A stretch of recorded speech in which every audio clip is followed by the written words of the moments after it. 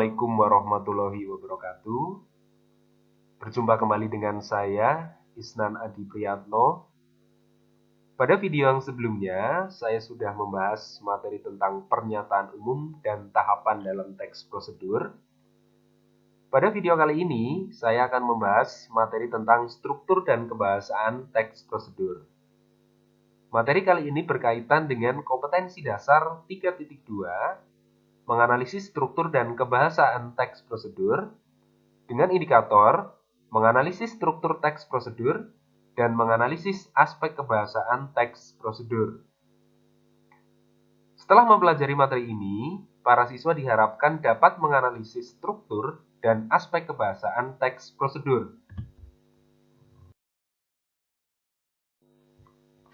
Pertama, saya akan membahas tentang struktur teks prosedur. Bisa kita cermati bersama bahwa teks prosedur terdiri atas 3 bagian.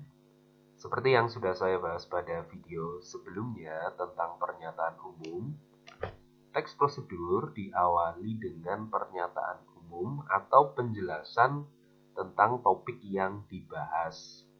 Selanjutnya diikuti oleh bagian tahapan yang berisi langkah-langkah atau petunjuk untuk melakukan aktivitas atau kegiatan.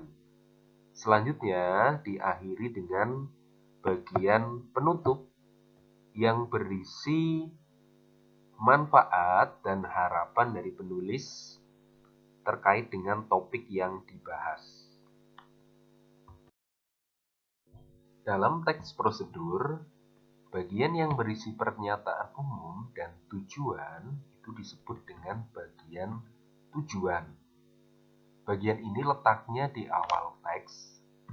Bagian tujuan berisi pengantar topik yang akan dijelaskan dalam teks atau disebut pernyataan umum, dan tujuan atau hasil akhir jika mengikuti langkah-langkah yang disajikan. Nah, bagian ini membahas tentang seluk-beluk dari topik yang dibahas dalam teks prosedur. Selanjutnya adalah bagian langkah.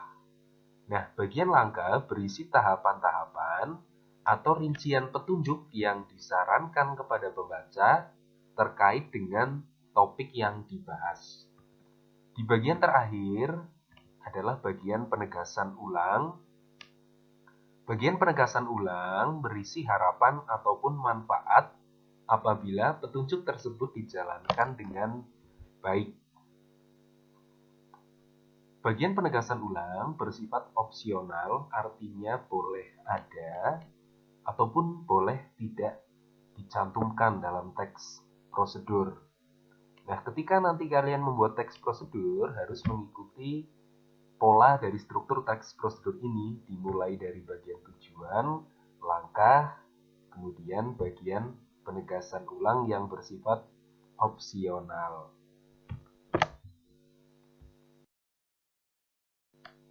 Selanjutnya, saya akan membahas tentang kaidah kebahasaan yang lazim digunakan dalam teks prosedur. Pertama, saya akan membahas tentang kata kerja perintah. Kata kerja perintah biasa digunakan dalam kalimat perintah dan kalimat persuasif. Kata kerja perintah terbentuk oleh kata kerja dasar yang diberi akhiran kan, i, atau lah. Bisa kita lihat di contoh, kata kerja dasar pasti, kemudian diberi akhiran kan, menjadi bentuk pastikan, atau kata kerja dasar hindar diberi akhiran i menjadi kata kerja perintah hindari. Nah, akhiran kan, i, dan lah juga disebut dengan partikel. Kaidah kebahasaan teks prosedur yang selanjutnya adalah kata kerja aktif. Secara sederhana, kata kerja aktif adalah kata kerja yang berimbuhan me atau ber.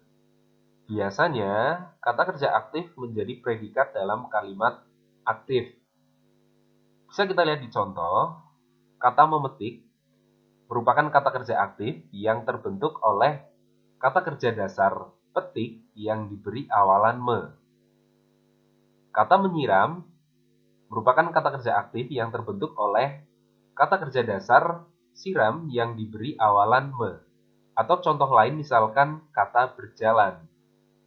Kata berjalan terdiri atas kata kerja dasar jalan yang diberi awalan ber.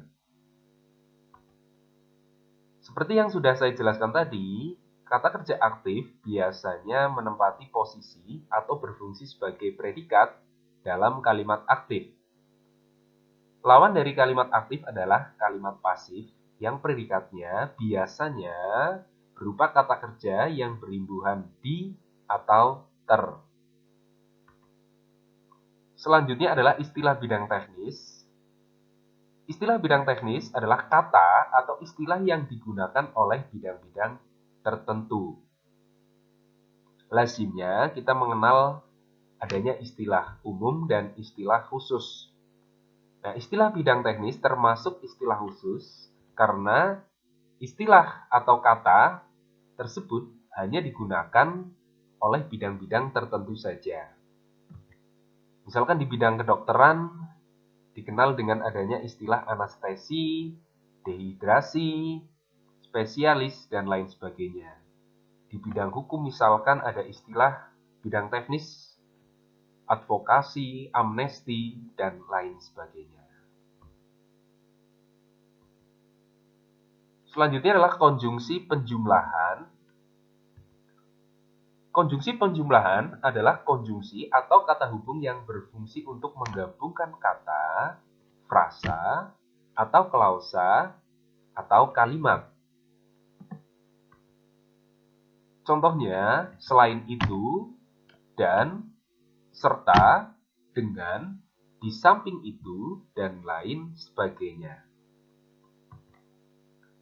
Contoh kalimatnya, kita perlu mempersiapkan gunting dan lem. Semua berkas harus asli. Selain itu, berkas harus dilegalisir. Selanjutnya adalah konjungsi temporal. Konjungsi temporal adalah konjungsi atau kata hubung yang berfungsi untuk menyatakan urutan waktu. Nah, biasanya dalam teks prosedur banyak menggunakan konjungsi temporal pada bagian tahapan atau langkah-langkah. Contoh dalam kalimat misalkan, panaskan minyak lalu masukkan bumbu. Selanjutnya, isi formulir dengan benar. Kaidah kebahasan teks prosedur yang selanjutnya adalah kata yang menyatakan urutan langkah.